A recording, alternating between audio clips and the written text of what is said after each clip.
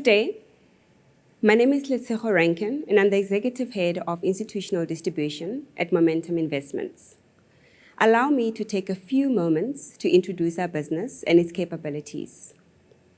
Momentum Investments is part of the Momentum Metropolitan Group and manages 608 billion of assets under management and administration, with 47 investment professionals and 507 support staff. We are proud, responsible investors with a dedicated environmental, social, and governance team. We have a wide range of investment capabilities in fixed income, listed property, global, systematic strategies, which include smart beta and passive investments. We also have an alternative strategy, which include hedge funds, private equity, high yield credit, and real assets such as student accommodation, renewable energy, and core infrastructure. Now, in the State of the Nation address, President Cyril Ramaphosa listed 4 priorities that require focus for South Africa as the following: focusing on defeating the coronavirus pandemic, the need to accelerate the economic recovery, to reform the economy to drive job creation and economic growth, and to fight corruption. Now, all these points that the President raised are issues that highlight how urgently we need to act as an industry in implementing social responsible investments that track factors like environmental, social, and governance principles.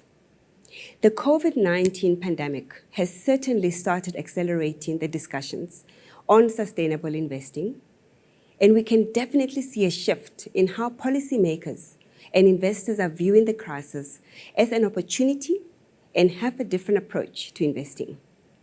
Now, in line with the IRFA theme and the objectives of the retirement funds, to explore diversification and opportunities to help build the economy and employment, we have today our Deputy Chief Investment Officer, Mike Atsatz, and our Head of Alternative Investments, Motlatsi Mutlanyana. They will be speaking on how retirement funds can use alternative investments to achieve ESG objectives.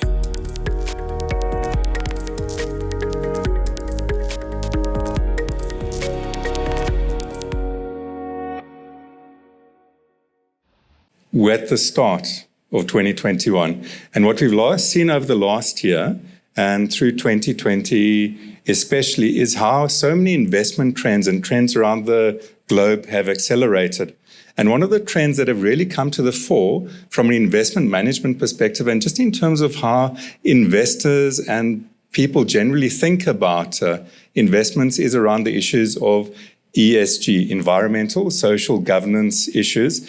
And basically, what is the purpose of the capital they invest in? And when they select an investment or make an investment, is it an appropriate investment? And is there a greater good in terms of what they're trying to achieve out of the investment? So before we get into the meat of the conversation, I just wanted to take a moment for the audience and I cannot believe there's, over the last year, many people who wouldn't have been touched by the topic of ESG. ESG stands for environmental, social, and governance. So environmental refers to limitation or management of damage to the built environment or the environment. Social takes into account the impact on people when you start a business or close down a business. And governance really refers to the checks and balances you have in place and the best practices you have in place so that a company, for instance, that gets managed is well managed and it does adhere to proper corporate governance. Now, why is this so important? Is because it has a real impact in terms of what we want to achieve from an investment management perspective. And with me today is Motlatsi, and Motlatsi looks after alternative investments. And when we talk about ESG principles, the beauty about ESG is it can feel at times intangible or a little bit far removed from what you're trying to achieve from an investment management perspective. But when you talk around alternative investments, and more specifically some of the direct investments in infrastructure, private equity, it becomes far more tangible and real what you can achieve in those types of investments. So there's a very short line of sight between the intent that you want to achieve from a a governance, a social, and environmental perspective, and what you can ultimately execute in those types of investments. So, Motlotsi, I'm just going to pass on to you. I know we've been spending a lot of time in the investment team and in your area specifically around ESG principles and integrating and embedding ESG principles, but maybe talk about some of the exciting opportunities that you're starting to see and that are starting to permeate more generally into how we manage our portfolios and what our investors are exposed to. Right, thanks, Mike. So you'll understand that in the private markets, which is where we are. So when we talk alternatives, in this instance, we're talking alternatives in private markets. So we're talking private equity, we're talking real assets that includes infrastructure, some commodities, agriculture, and so on. And here we're talking long-term themes. So by their nature, private markets or alternatives already give you exposure to long-term themes, right? And long-term risks. And that's exactly what ESG looks at, right? ESG says that what impact are you having in the long term? So just by definition, alternatives and ESG already overlap. So from the way we look at it, Mike, is that we think that it's almost natural to align your alternative strategy with an ESG objective, right? And there are obviously a number of reasons for that, but I think the most important two for now is that first is obviously diversification, that it increases the diversification within your portfolio. But secondly, it's just what I said now, that it gives you the opportunity to align to some long-term objective, right? Whether that objective is ESG, which is what we're discussing now, but it could also be SDG, right? It could also be, pick one, it could be climate or it could be technology. So that's the advantage of using alternatives to effectively implement your ESG objective. Now, this is what we're doing within our space at the moment. So we've obviously made a decision that ESG is very central to what we do within alternative space. So we've made sure that it's ingrained within the process, whether it's at DD level, whether it's at investment memo level, or whether it's at IC, investment committee level. When the actual decision is made, ESG is actually quite central to that, to the extent that an investment will not proceed until the IC is prepared to actually sign off on the ESG report.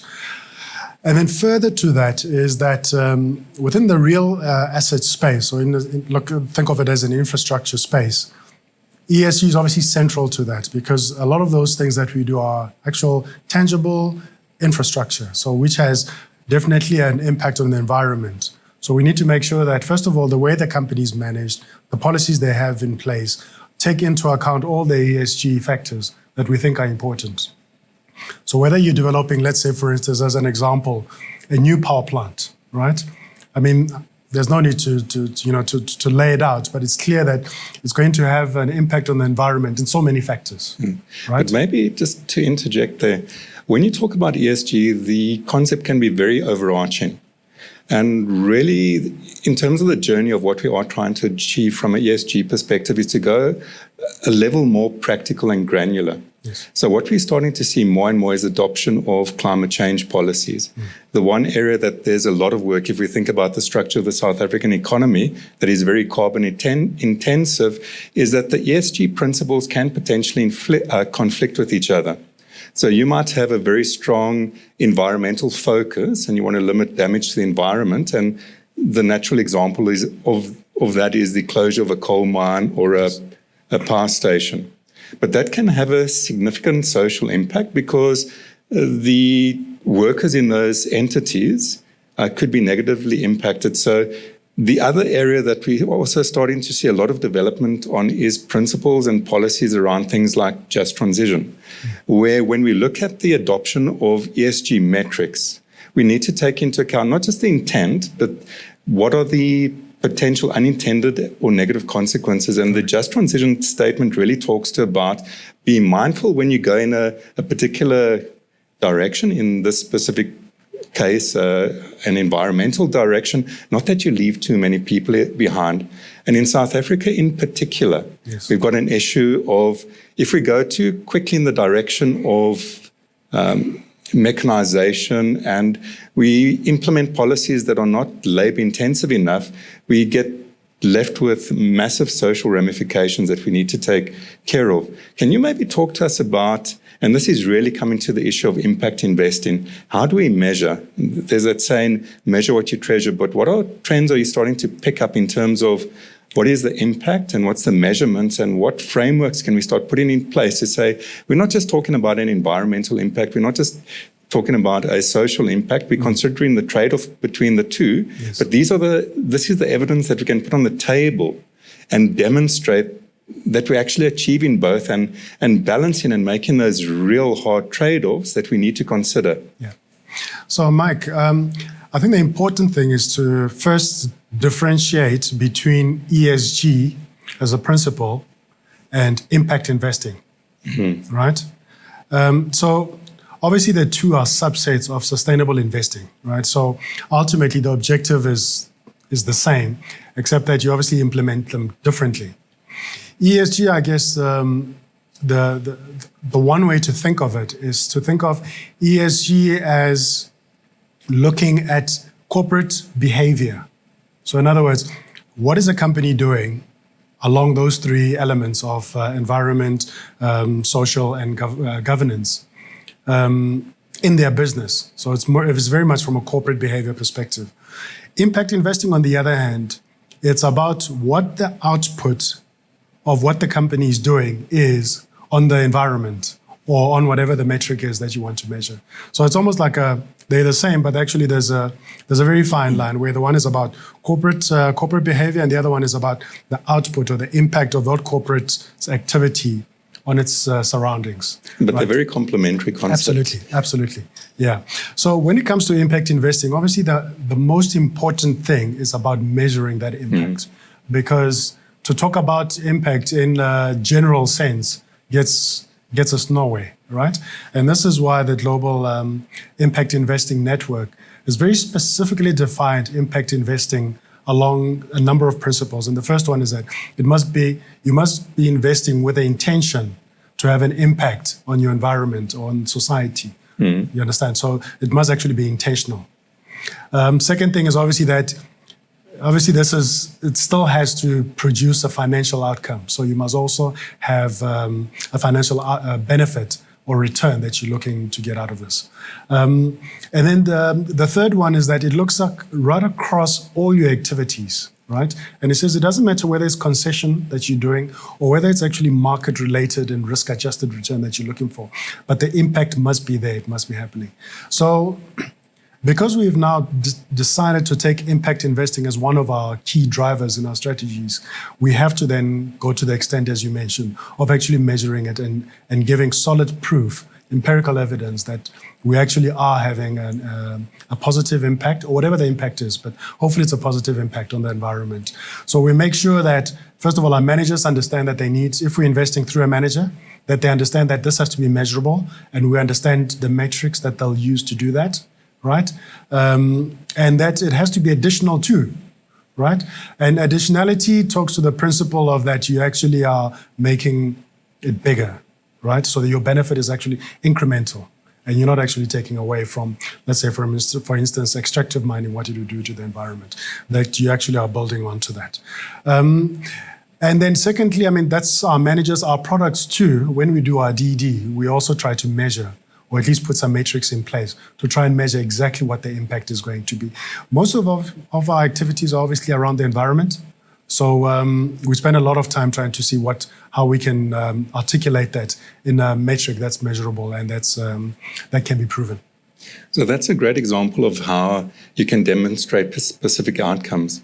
But we live in a capital-constrained environment, and what we're seeing more and more is the adoption of very specific themes in terms of what we are trying to achieve. And what I'm really referring to is the Sustainable Development Goals. So there's the 17 Sustainable Development Goals that evolved out of the Millennium Development Goals. But in a capital-restricted world, you cannot adopt all of them. They can be complementary and they can be second-order effects. Yeah. But we as a business are starting to focus more and more around specific themes from a sustainable development perspective. Environment, clean energy is very definitely one of those, and that starts giving you a framework and for investors the opportunity to look at what is the principles that drive me? What are the outcomes I want to achieve? What do I think is really the purpose of what I want out of my capital? Yeah. Can you maybe just talk to us about some of the specific themes that you're starting to see good opportunities in the local market, essentially where we invest? And also maybe dovetail that from the Presidential Working Committee on Infrastructure Investment, because clearly with the impact of COVID in our economy, infrastructure investment is seen as one of the mechanisms for unlocking economic growth. Now, obviously, the way the government has approached that is very broad stakes. Yeah. So there's lots of different components of infrastructure. Yeah. And we as a business have decided to start hone in and focus on very particular ones. Can you take us through some of the particular ones we are focusing on, and what are some of the achievements from an implementation point of view that we are starting to realize in our portfolios? Yeah. So the presidential initiative was very specific in getting infrastructure projects to a bankable state, right? So part of the problem that we as investors have experienced is that while we have good intentions and we want to contribute to infrastructure development, most of these are very difficult to get to a stage where they have to go through all the red tape and get to a stage where we can actually comfortably put our money in, because we know that all the requirements have been now met.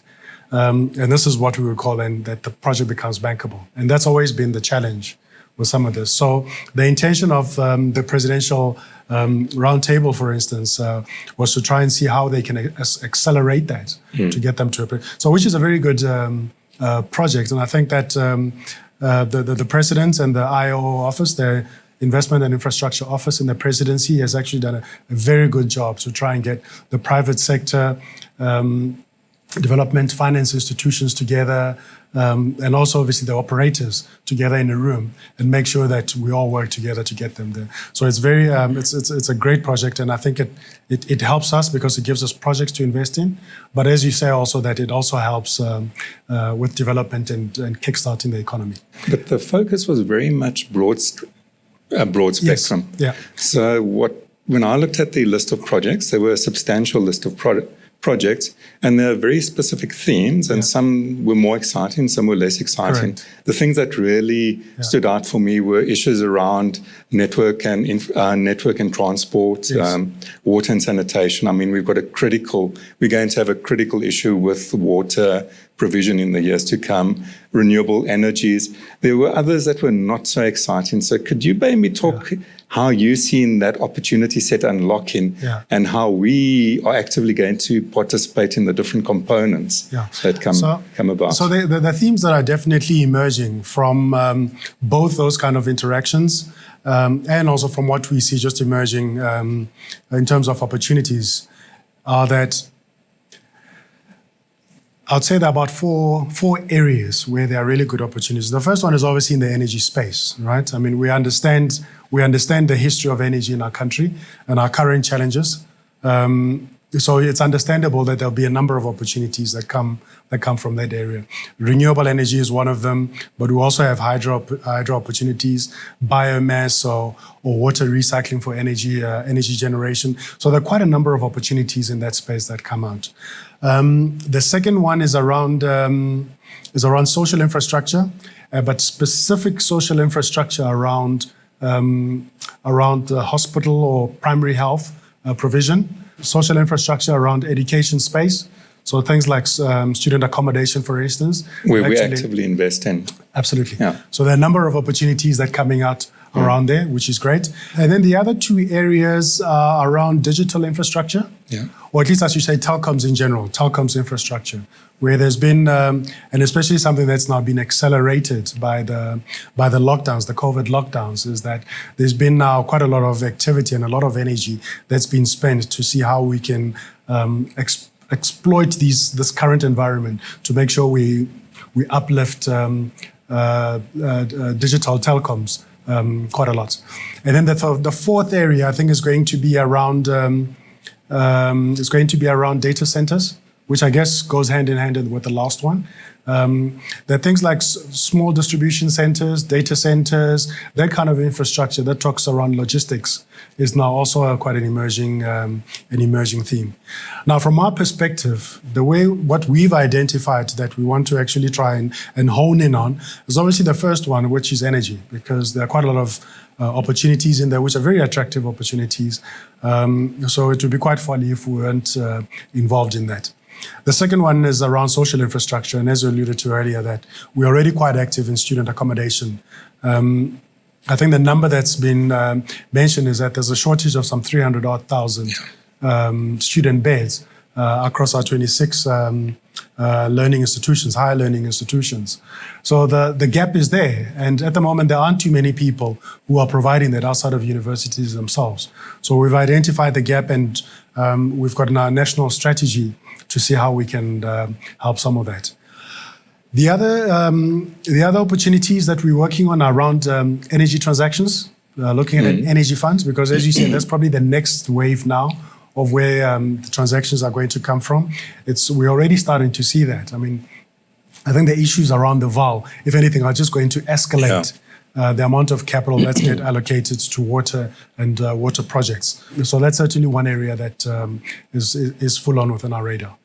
I mean, the one thing that I'm very mindful of and spend a lot of time thinking about myself is because there's such a focus on public-private partnerships and very much the infrastructure-led initiative is a government-led initiative, we need to think carefully, and the word that's bandied about often is prescription. Yes.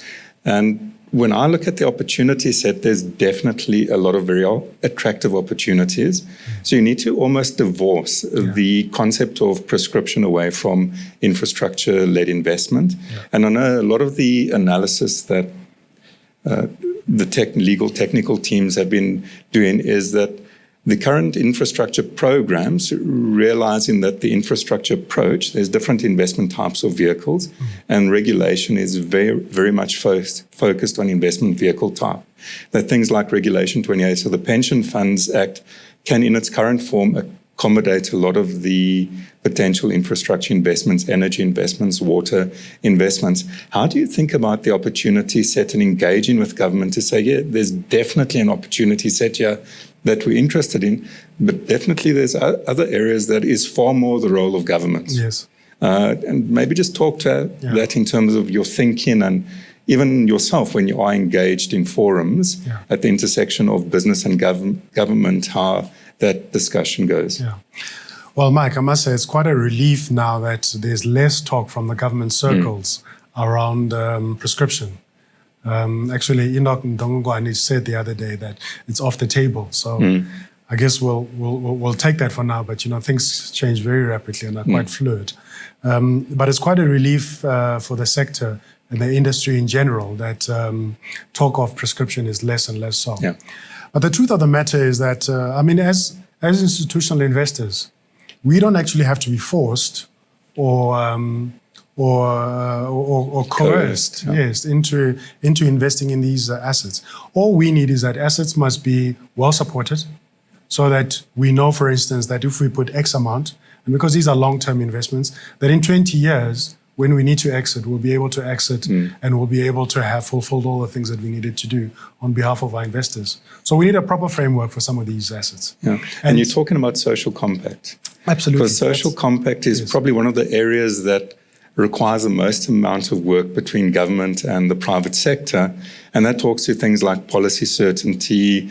I mean, with the recent budget speech, we really need to focus more and more. What is the framework? Is it an enabling framework? Yes. And is there consistency in approach? So what we've seen very much is that the government is very good from a ideas perspective. Implementation is always the Achilles heel. The plans are there. Yes. The plans are good plans.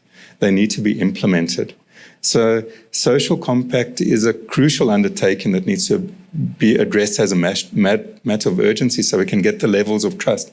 And that really talks to about trust in a system and trust around the return of capital. Yeah. So that social impact is very important, and also predictable behavior. Yeah. Right?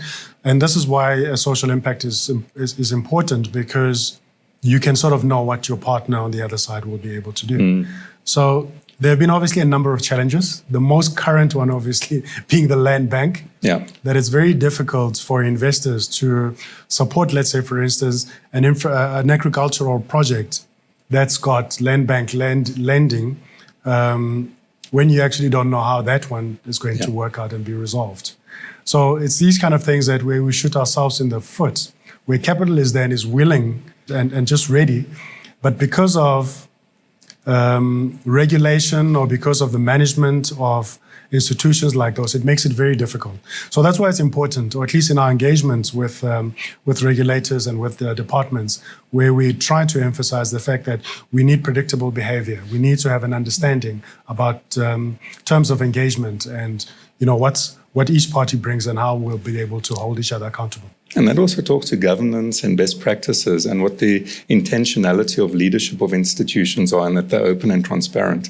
So, I mean, we're talking earlier to our fixed interest team, and they really focused on how important governance is becoming as a metric for inclusion when they consider investments, and that a good, stable leadership team that's got a sound vision for the future is actually a criticality for driving the types of investments that you want to undertake, especially as we move into the space of public-private partnerships, because not all state-owned entities are created equal. There's some great ones and there's some very not great ones. And we need to be very discerning in terms of the types of investments we want to make and the partners we select. Yeah. And I mean, you're bringing it right back to the ESG factors, right? Because, I mean, governance is a very important thing when it comes to our investing process.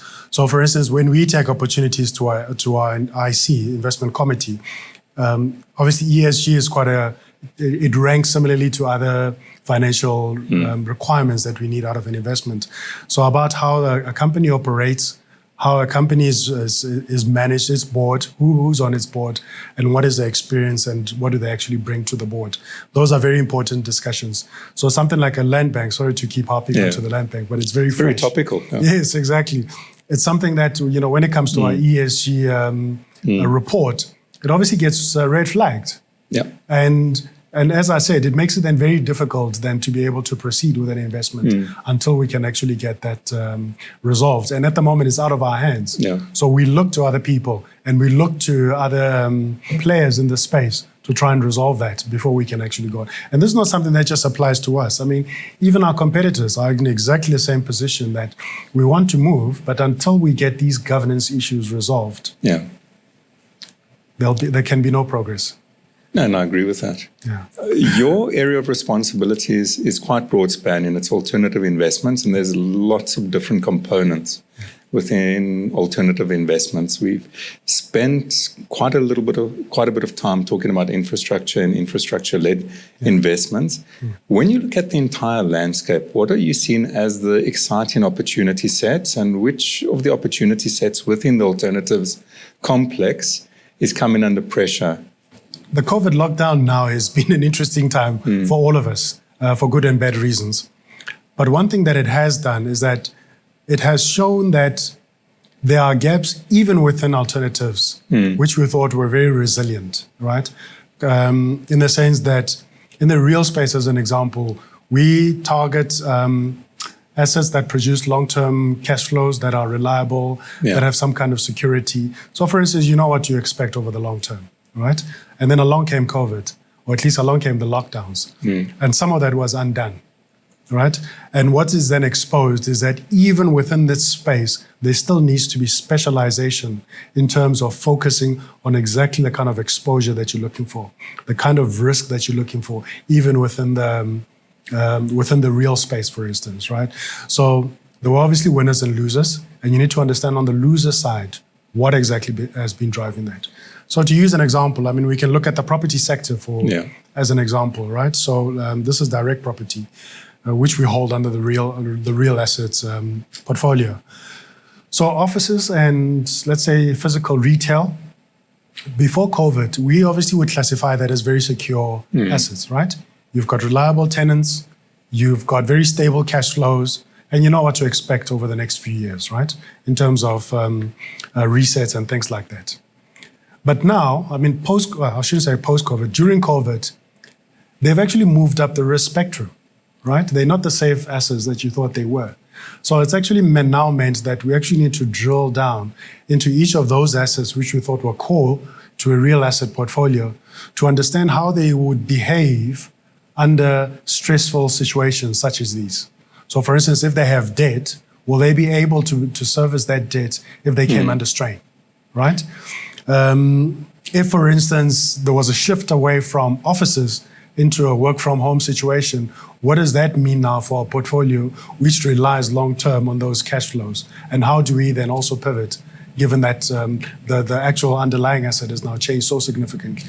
So when talking about the property sector, what's been really amazing about the property sector, first, the fundamental is that we require property. Yes. The built environment's not going to disappear.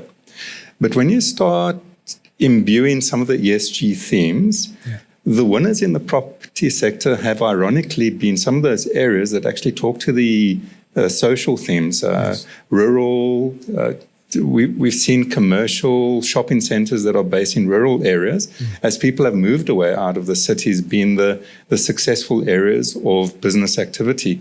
We've seen student accommodation, which also talks to a social education theme, being in high demand on the base of a significant lack of available accommodation for students. So how have you thought about the property and the evolution of the property portfolio within those components that you are looking at in investing in, and also in a positive sense, those components that have actually worked well have been those that also address issues around social, student accommodation, healthcare, the need for healthcare, and healthcare facilities are going to continue improving. So in your portfolios in terms of property as part of a bigger real assets program, where is your focus areas and how are you seeing the evolution and the opportunities coming about in that space? Yeah, so on the property side, I mean, make no mistake after what I said, that we still like property, direct property. We still heavily invested in property. But obviously the way we approach this is that we look at the driver for our investment. So for instance, student accommodation, for instance, we're not driven by property itself, but the actual physical asset itself. There's obviously a more fundamental need that there are students who are attending these institutions who have nowhere to sleep, right? And so that's effectively what drives the need. And we know that it's a substantial need, and it's a long-term need. So that's what starts it off. Property then follows, because that's how you deliver that, or at least you deliver to answer that requirement. And you'll find that that's the situation with most of the property exposure that we have. So we're not the driver isn't the property itself, but there's a need that the property approaches. So that's how we look at it. And in essence, one of the top things that we look at is obviously risk. So we need to be able to dissect which part of the risk we're quite comfortable with. So for instance, on the property side, we know that there'll be volatility right now because there's a very specific event that's happening. So we know that it's almost like an initial effect. And with time, it will dissipate, right? It will dissipate because, either we've got vaccines, so the problem is much less than what it was, or that the lockdowns are lifted and, things are going back to what was previously normal. So we need to understand that. But also, similarly, we need to understand where the long-term structural shifts have been. So things that will never go back to how they were. So the initial business proposition that you had based it on has actually shifted altogether, right? And we need to understand that and be able to put it in the right risk bucket, within our portfolio. So what's been really exciting for me looking and being involved in the alternative space and also being sensitive to ESG issues and the mechanisms for implementation like impact investing is that it's a broad church. There's a lot of very interesting components under alternative investment, and with adversity comes opportunity. So we've seen great opportunities, and what's nice is there's alignment between the purpose of the capital and that it's got real impact and outcomes, covering areas like addressing the need for enhancing and improving, protecting the environment, taking into account social considerations, the absolute imperative for good governance, and reestablishment of social compact. So as a business, we're very excited about the opportunities and the frameworks that are coming to the fore around ESG, and also alignment mechanisms, codes and standards, and the Sustainable Development goals are being more broadly adopted as an overarching framework to say, you've got an umbrella approach, environmental social governance, but where do you focus? What is the actual intent and purpose? Yeah. And we're spending a lot of time identifying and aligning to themes around sustainable development goals. And in a bit, we'll talk to some of our specific actions and outcomes that talk to those opportunity sets. No, absolutely, Mike. And I mean, it's worth reiterating the point that impact investing or ESG is not a fad, right? I mean, it's certainly here to stay now.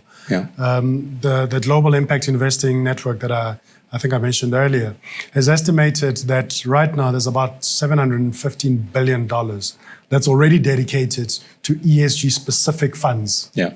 Right? And that's projected to go up to about 26 trillion over time. So this is something that's definitely taking ground, and it's becoming a lot more mainstay now. Yeah.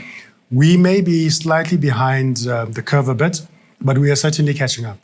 We know that our partners in the consulting space are certainly moving with the theme of impact investing and ESG as also a mainstay theme within their requirements too. And this is obviously an encouraging thing, and we're obviously helping them where we can with it. So it's certainly something that we're working towards, and it's certainly here to stay. And this is how we look at it when we look at our portfolios. And at a personal perspective, from a personal perspective, when I talk to my kids and they talk about things like climate change, recycling, I can hand on heart say, Daddy takes these things seriously too, and we back it with our capital. Absolutely, absolutely. I mean, so the new president in the US, obviously, now has just re-signed the Paris Climate Agreement. And I mean, that's a very definite statement that he's making on behalf of his administration and obviously the country, right? And the position that we also are fortunate enough to be in that position where we can actually force or at least encourage our portfolio companies to also prioritize these things, right? So also make sure that ESG factors are as important to them as they are to us. And in a way, it also gives our investors an opportunity then to also put their capital to good use. So you're not just using your capital to do well, but also to do good. Yeah. Action follows intentionality. Absolutely. And our intentionality is focused on themes of ESG, impact investing, and how we can, in this talk, specifically focus to the alternatives, the direct investment cluster. Yeah, so Mike, so as I was saying, so the benefit of an infrastructure strategy or a real asset strategy is that it allows you to align your long-term investment objectives with an ESG or an impact investing outcome. And this is what makes them ideal, right? So we as a group obviously have also got ESG or SDG objectives that we want to make sure that we align ourselves next to. And how's that being translated, Mike? So the two crucial things to take into account is to have real impact. You need alignment. And from the Momentum Metropolitan Holdings level and Momentum Investments as a component of that, we've chosen a path where we look at alignment around specific SDG themes. And those themes cover healthcare. We've got big medical aid business, transformation and empowerment, which is an imperative in our local economy. And if we look at our side, climate change, the energy insecurity that we have in our country is a criticality that needs to be solved.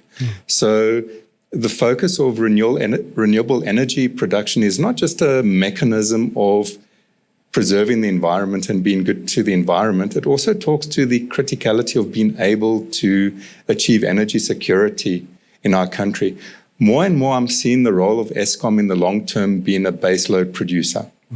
And the incremental production and the specific business project production is going to be self-generated.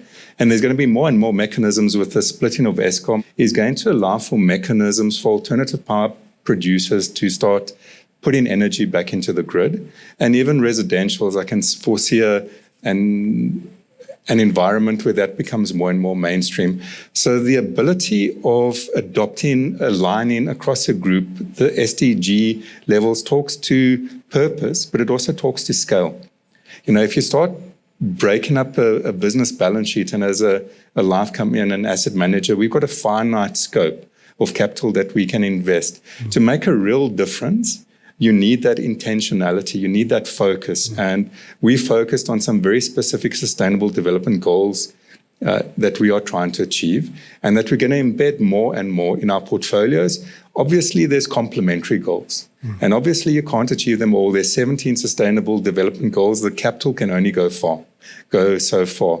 So we are really focusing on specific themes, and we'll give some evidence later in the talk about how we've actually actualized some of those themes with real bricks and mortars examples. Because what's great about the alternative, the investment space, is the clear line of sight between intent and outcome. You can actually measure, you can show the impact, you can show the number of people employed, the power generated. So that's becoming a guiding force for us as we adopt and move on the journey of environmental social governance. This talk specifically focusing on alternative investments, and it's something that we're excited for and which will become more and is becoming more and more mainstream. As we've seen over the last year, how the global pandemic has really focused people's attention on purpose and intentionality. And it's something that and as a business, we're very excited about. No, that's great. I think that one thing I want to close on, Mike, is, and we didn't mention this, it's worth mentioning, is that there was previously a myth that to be able to do ESG properly and to be able to do impact, you had to give up something, right? And that myth has been debunked, right? There actually is tangible proof that one can actually implement ESG properly or impact investing properly and still be able to achieve your financial outcome. If anything, that's actually how impact investing has been defined. One of the principles of impact investing is that you still ultimately have to achieve a financial outcome, right? So the idea that you have to give something up to be able to do this is actually it's a total myth. So that's one thing I guess they have to think about when you're thinking about how you put your investment strategy together and what proportion of it goes into impact investing, or how you actually implement your ESG strategy altogether within your strategy. The reality is there's good and bad investments. Whatever theme or approach you adopt, if you pay the wrong price for your investment, you're going to get a bad return. The same accounts for ESG. So there's going to be good ESG investments, there's going to be bad ESG investments. That's why it's critical that you've got intent and purpose, and that you've got a proper team in place that can manage those investments, and why you really need to engage with professionals, and where you don't necessarily have the skill set, that you bring them in. So for us, without a shadow of a doubt, you can generate real tangible economic returns from ESG investments.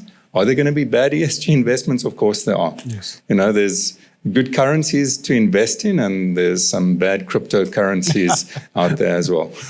Thank you very much for giving us the opportunity to speak to you about what we've seen as a very exciting theme and approach that's becoming more and more mainstream. And ultimately, whatever we do, what Mtlatsi does, what Letsecho does, what I do, is got the sole purpose to benefit our investors. Because as our marketing line says, for us, investment is personal. We hope that you've enjoyed this session. We understand that your investments isn't just another investment. It's unique to you. Now, through meaningful partnerships, we believe in delivering personal investment goals together. Because for us, it's personal. Please do not hesitate to contact us at email addresses on the screen for any questions that you may have, or visit our website at momentum.co.za under Investments and Savings. To end our session, we have a quick 5-minute video for you that will explain how we've approached the Sustainable Development Goals. Thank you.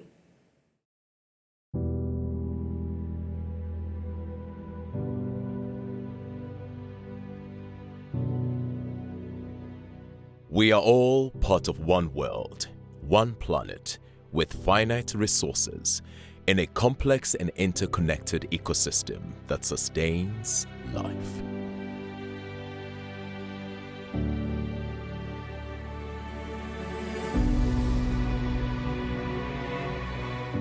If we are to move forward together towards a sustainable future, we all must take responsibility, every person, country, and company. As an urgent call for action by all, in a global partnership, the United Nations has identified 17 Sustainable Development Goals, principles for all of us to live by and aspire to achieve for a prosperous future. We have committed to building and growing sustainable development for all by constructing investment portfolios that not only deliver returns for our shareholders, but also help build a future that we can proudly hand to the next generation as the caretakers of our shared future. Responsible investing is part of our core beliefs, and sustainable and responsible investment practices are material factors underpinning our long-term success. Responsible investing practices have always resonated with our outcome-based investing philosophy and the alignment of our clients' long-term goals to positively influence the world they will retire to. We realize environmental, social, and governance, or ESG risk factors, affect the sustainability of companies, and therefore, it is especially relevant to our investment decision-making process. We have moved from not only doing well, but also doing good. We take this very personally. We know that we must invest to combat climate change, but that every rand invested can also make a difference in the lives of ordinary South Africans and the communities they live in. We follow an integrated approach to ESG, and this balancing act is what responsible investing and our job as responsible investors is about. That's what we mean by with us. It's personal. Investing has to be a win-win-win scenario. The only way to manage this successfully is by putting our heart and soul into it. The 17 United Nations Sustainable Development Goals are more than just a passing trend.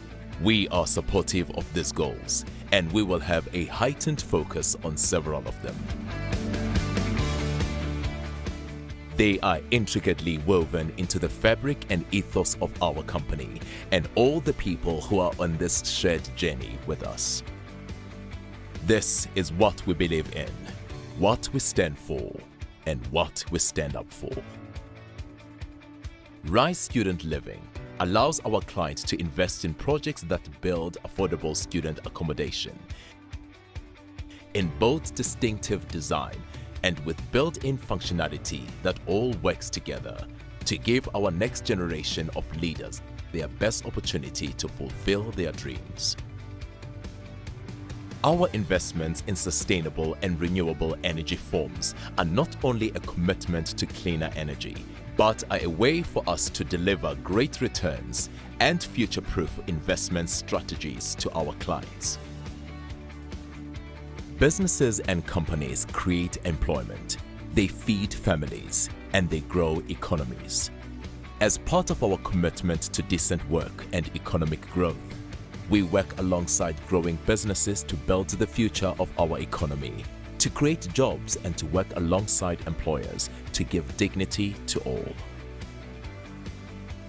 Our investments into commercial properties, shopping centers, and business properties not only gives great satisfaction and excellent returns, but also helps uplift communities and create the spaces where the wheels of commerce can turn smoothly.